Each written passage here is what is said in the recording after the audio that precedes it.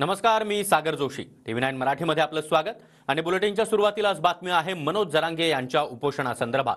मनोज जरांगे यांच्या आमरण उपोषणाचा आजचा 5वा दिवस आहे आणि मनोज जरांगे यांनी आता पाणी पिण्यास देखील नकार दिलाय. इतकंच नाही तर वैद्यकीय उपचार घेण्यास देखील मनोज जरांगे यांनी नकार दिलेला आहे आणि आजच्या 5व्या दिवशी मनोज जरांगे यांची तब्येत देखील खालावली आहे.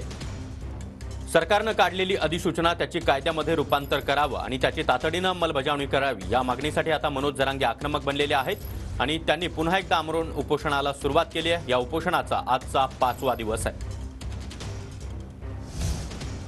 तर पिंपरी चिंचवडमध्ये मराठा समाजाकडून भव्य रॅलीचं आयोजन करण्यात आलेलं आहे. आताची महत्त्वाची बातमी आपण पाहतोय. मनोज जरांगे यांच्या उपोषणाला पाठिंबा देण्यासाठी भव्य रॅलीचं आयोजन करण्यात आले आहे. जरांगे पाटील यांना पाठिंबा देण्यासाठी हिंगोली, वसमत, कळमनुरी बंदची देखील हाक देण्यात आली आहे. सकल मराठा समाजाच्या वतीनं जरांगेंना पाठिंबा देण्यासाठी ही बंदची हाक देण्यात आली आहे.